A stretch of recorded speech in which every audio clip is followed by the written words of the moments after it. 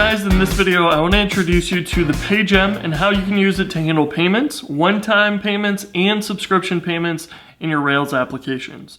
Now, Pay is a wrapper around the Stripe and Braintree gems and will probably add support for other payment providers in the future, but it basically tries to make those APIs and the payment gateways operate as similarly as possible. So an example of that is that Pay makes it so that you can create a subscription and swap plans from monthly to yearly plans, but Braintree doesn't actually support that. You actually have to cancel a monthly subscription, create a new subscription for a yearly plan, and then prorate it yourself by calculating that and applying it as a discount. So Pay will take care of that sort of thing for you, and we're trying to make it just really easy to set up basic subscriptions and one-time payments for you in your Rails apps. So if you ever need to dive into the actual Stripe or Braintree API, you have all those libraries available to you, but Pay will give you methods to do all of those other things as well. So with Pay, this is mostly a back-end library. And so it doesn't really come with JavaScript, but we have some examples for you that you can use, and we'll have those in the wiki, and we'll probably build a documentation site in the future. So this example JavaScript for Stripe is all SCA compatible. The Pay Stripe implementation supports SCA and requires you to use things like payment methods, payment intents, and setup intents. You will still need to know a little bit about how that works in Stripe in order to use Pay, but you just need to know the bare bones of that. You need payment intents anytime you want to charge a customer immediately, setup intents whenever you have a subscription trial or you want to add a new card on file to be charged in the future. So let's take a look at an example that I have set up here. I have a little credit card form set up with the example JavaScript from Stripe, and I'll show you how I've set that up in our app. So first things first, I've added the gems. So we have Pay, and we want to use Stripe and Braintree in this example. I don't have Braintree set up, but we have Braintree installed, so we can add that in later. We go into our head tag, and we have the Stripe JavaScript, and then we also have the Stripe public key added to our JavaScript as a meta tag, and Pay Stripe public key will be able to retrieve that for us, and it's going to look in your secrets, your credentials, and environment variables for a Stripe public key, and it will go and load those accordingly. So from here, we need to go and set up our billable model so we can run the migrations for Pay. So you'll run Rails Pay install migrations and then Rails DB migrate to add those. That will create a Pay subscriptions table and a Pay charges table, as well as add some fields to your billable model. And your billable model is typically a user or an account or a team or something that you want to have billing attached to. And that is going to make sure that it has the fields necessary to save the current card on file to that account. So to set this up then with our billable object, we need to include Pay Billable in our model. So in this case, we're using the user model, and we include Pay Billable, and our migrations have run against the user model, which is the default. So we'll have those fields attached to that. So then we can start building out our subscription form. So if we go into our subscriptions new page, this is the HTML for that form. And our JavaScript is going to look for an ID, a payment form. And if it finds that, it's going to listen to the submit event and take and grab the card element and set up Stripe on that. And it's also going to tokenize that to a payment method ID when you submit this form. So another important thing to have is an ID of name on card. Our JavaScript's going to look for that and then also attach the name to the card when it's tokenized for better fraud prevention and things like that. We also need to submit the plan to our controller. So I have just hard-coded one plan here, and we can click subscribe, and that will trigger the form to be submitted. So inside of our JavaScript folder, we have JavaScript application.js, and here I pasted in the example code for this. We look for the card elements on the page which are for Stripe. We will set up Stripe if we see that. And we have a little helper here if you want to have a link to use a new card. So you can have the subscription actually use the current card on file, or they can click a button to change the form so that they can submit a new card. Then our setup Stripe method is going to basically grab the public key from Stripe. It's going to set up the card element and set it up so that when you type in a card, any errors will be displayed right in line. So if we were to type an invalid card number, it will be shown immediately. And when we go and submit the payment form, it will handle that here. So it will go and create a little object and then process the payment in various different ways. And this is where your JavaScript is going to be a little bit different than ours, maybe from our example, because strong customer authentication and the way that Stripe works is going to require your payments to either have a setup intent or a payment intent created. And when you're doing something like a charge, we can go create a payment intent, and then if it fails to capture, then we can redirect you to the hosted payment page in Pay, which will allow the user to fill out their SCA details and continue on with their payment. You might want to change the workflow for this so you don't need that page or whatever, but that's entirely up to you.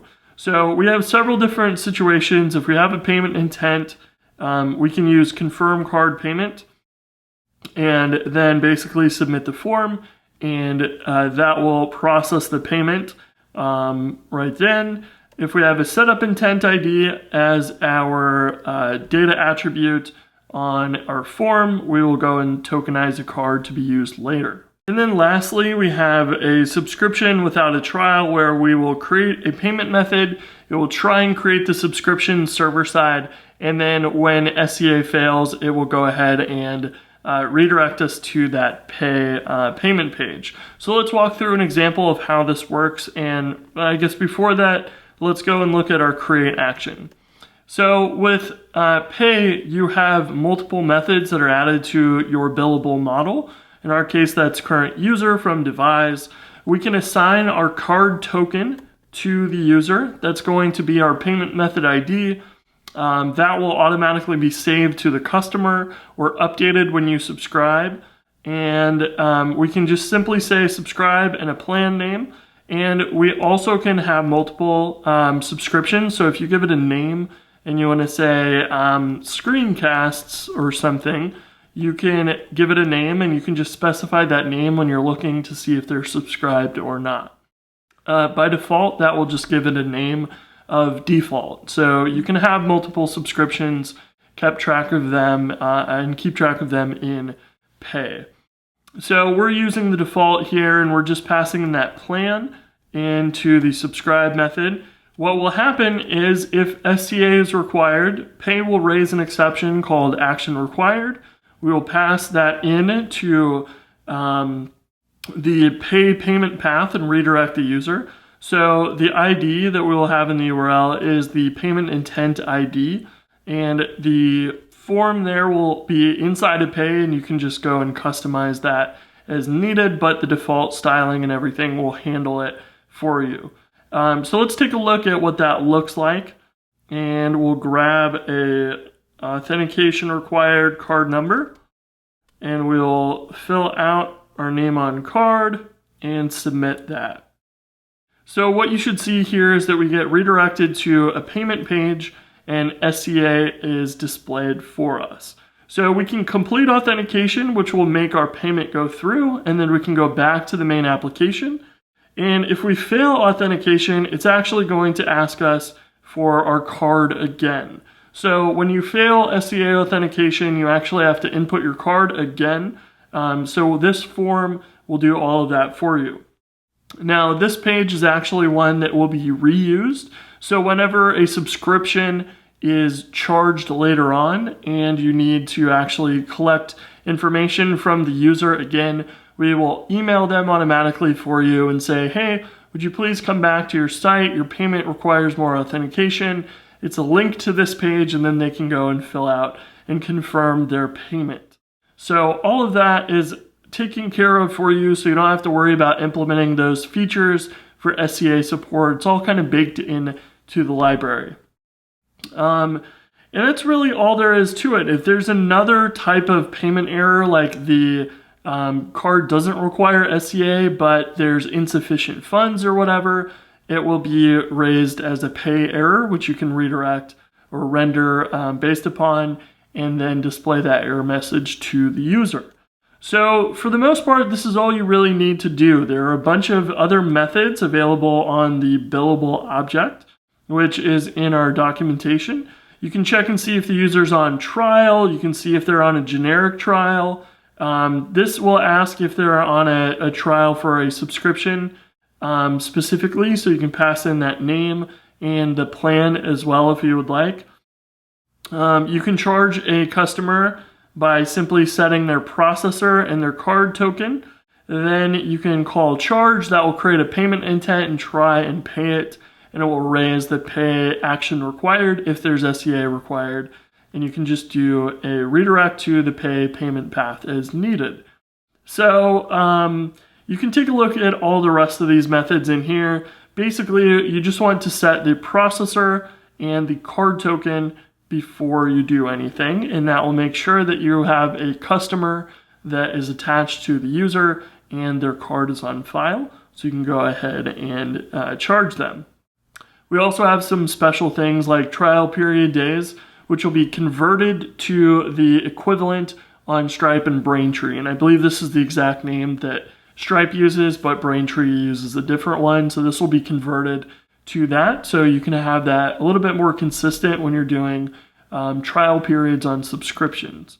So that is a high-level overview of pay. We have routes and other things that are kind of required for this because of Stripe and other things. So with Stripe, the webhooks are required to keep subscriptions in sync because a lot of it happens asynchronously now, and they actually make webhook post requests to your route in your Rails app in order to update the status of the subscription and things like that.